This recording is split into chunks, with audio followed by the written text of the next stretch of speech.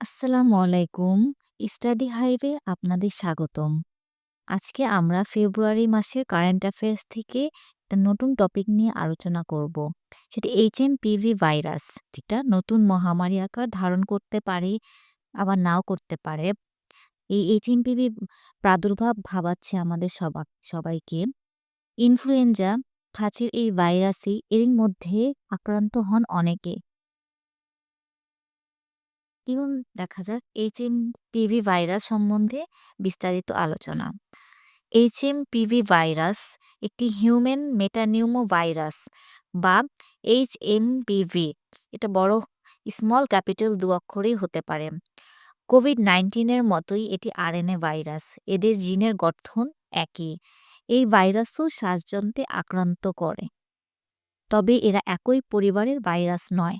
অর্থাৎ কোভিডের টিকা নেওয়া থাকলেও বা আগে কখনো কোভিড হলেও এইচএমপিভি ভাইরাস সংক্রমণ হতে পারে। আমরা ভেবে থাকতে পারি আগে যেহেতু আমাদের করোনার টিকা নেওয়া আছে, হয়তোবা আমরা এই ভাইরাসে আক্রান্ত হব না। কিন্তু এই টিকাটা নেওয়া থাকলেও আমরা আক্রান্ত হতে পারি। এটি প্রথম শনাক্ত হয় ২০০১ সালে নেদারল্যান্ডসে। এটি প্রথম শনাক্ত হয় ২০০১ সালে নেদারল্যান্ডসে। তবে ২০০১ সালের আগে থেকে এই ভাইরাসটি পৃথিবীতে ছিল। এটি যেভাবে ছড়ায়, এটি অন্যান্য সাধারণ সর্দি-কাশি ভাইরাসের মতোই ছড়িয়ে পড়ে। সংক্রামক শ্বাসযন্ত্রের কণার মাধ্যমে, যা একজন অসুস্থ ব্যক্তি থেকে অন্যদের মধ্যে বাতাসের মাধ্যমে ছড়িয়ে পড়ে। কোভিড-19 এর মতোই এটি চোখ, নাক বা মুখ স্পর্শ করে শরীরে প্রবেশ করতে পারে। এটির লক্ষণ কী, কী? এটি কোভিডের মতোই লক্ষণ: জ্বর, নাক বন্ধ, কাশি বা শ্বাসকষ্ট, গলা ব্যথা, মাথা ব্যথা, শরীরে ব্যথার মতো সাধারণ ঠান্ডাজনিত সমস্যা দিয়ে শুরু হলেও পরবর্তী সময়ে এই ভাইরাসের সংক্রমণে হাসপাতালে ভর্তি হওয়ার মতো পরিস্থিতি সৃষ্টি হতে পারে। অনেক সময় সংক্রমণের তীব্রতা ব্রঙ্কাইটিস, নিউমোনিয়া, অ্যাজমা বা কানে ইনফেকশনের মতো সমস্যার সৃষ্টি করতে পারে। এটির বর্তমানে কোনো অ্যান্টিভাইরাল ওষুধ নেই বা বিশেষ কোনো চিকিৎসা পদ্ধতিও নেই। চিকিৎসকরা সাধারণত লক্ষণ বুঝে তা উপশমের চেষ্টা করে থাকেন। যেমন জ্বর হলে তাপমাত্রা কমানোর জন্য নরমাল আমরা নাপা এক্সটেন্ড এসব খেয়ে থাকি। সর্দি, গলা ব্যথা বা শ্বাস নিতে সমস্যা হলে সে অনুযায়ী আমরা ডাক্তারের চিকিৎসা অনুযায়ী ওষুধ দেওয়া হয়। চিকিৎসকরা বেশিরভাগ ক্ষেত্রে রোগীকে বিশ্রাম, পুষ্টিকর খাবার খাওয়া এবং পর্যাপ্ত পানি জাতীয় খাবার খাওয়ার পরামর্শ দিয়ে থাকেন।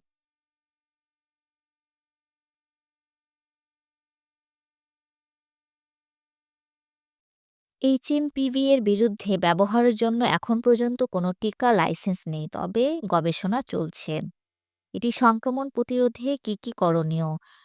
জনসমাগম বা দুর্বল বায়ু চলাচল স্থানে মাস্ক পরা, যেটি আমাদের দেশে এখন এইচএমপিভি ভাইরাসের জন্য না, সবসময় পড়া উচিত। কারণ আমাদের বায়ু এখন প্রচুর দূষিত, ধূলিকণা, এসবের জন্য আমাদের শ্বাসযন্ত্রে এমনিতেই বিভিন্ন সমস্যা দেখা দিচ্ছে। এরপর সুষম খাদ্য গ্রহণ, নিয়মিত ব্যায়াম করা এবং সঠিকভাবে ঘুমানো, আক্রান্ত রোগীর সংস্পর্শ থেকে যথাসম্ভব দূরে থাকা। বাংলাদেশে এইচএমপিভি। বাংলাদেশে ২০০১ সালে প্রথম এইচএমপিভি ভাইরাস শনাক্ত হয়। আমেরিকার জন হপকিন্স বিশ্ববিদ্যালয়ের প্রফেসর ডব্লিউ.এ. ব্রুকসের নেতৃত্বে দেশটির ন্যাশনাল ইনস্টিটিউট অব হেলথের অর্থায়নে আইসিডিডিআর-বি এর সহযোগিতায় ঢাকার কমলাপুরে একটি গবেষণা পরিচালিত হয়। সেখানে ১৩ বছরের কম শ্বাসতন্ত্রের রোগীর দেহে ৩৩.৩৩% এইচএমপিভি ভাইরাস পাওয়া যায়।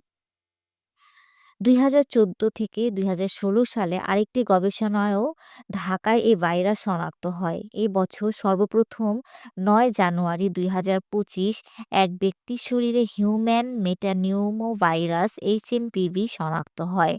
১৫ জানুয়ারি ২০২৫ এইচএমপিভি ভাইরাসে আক্রান্ত সেই নারী মারা যান। এবার আসছি রিও ভাইরাস নিয়ে। রিও ভাইরাস এমন একটি ভাইরাস যা সাধারণত প্রাণী বা মানুষের মধ্যে অন্ত্রের সংক্রমণের সৃষ্টি করতে পারে। পানির মাধ্যমে ছড়াতে পারে এই ভাইরাস, যা শিশুদের ডায়রিয়া বা জ্বরের সৃষ্টি করে। জিওভাইরাসের পূর্ণরূপ respiratory enteric orphan virus. Orphan মানে সে এটা নিজে রোগ সৃষ্টি করতে পারে না। এজন্য এটিকে অরফান বলা হয়ে থাকে। কিন্তু অন্যান্য রোগের সঙ্গে সম্পর্কিত থাকে। এ ভাইরাসের উপস্থিতি সাধারণত বাদুড়ে পাওয়া যায়। এটি একটি ডাবল স্ট্যান্ডার্ড আরএনএ ভাইরাস। বিশ্বে প্রথম রিওভাইরাস শনাক্ত হয় ১৯৫০ সালে। বাংলাদেশে ব্যাট রিওভাইরাস প্রথম শনাক্ত হয় ২০২৫ সালের জানুয়ারি। আজকের মতো এখানেই শেষ করছি। সবাইকে অনেক ধন্যবাদ। আমি এই ছোট অংশটুকু এভাবে পড়ছি। কারণ অনেক সময় আমাদের কোনো কিছু দেখে পড়তে ইচ্ছা করে না। যদি এই কথাগুলো আমরা কানে শুনি বা অডিও আকারে শুনি, তখন আমাদের মাথায় জিনিসটা ব্রেইন স্টোরেজ হিসেবে অনেকদিন থাকে বা কোনো পরীক্ষার হলে আমরা এই জিনিসটা এপ্লাই করতে পারি। ধন্যবাদ সবাইকে।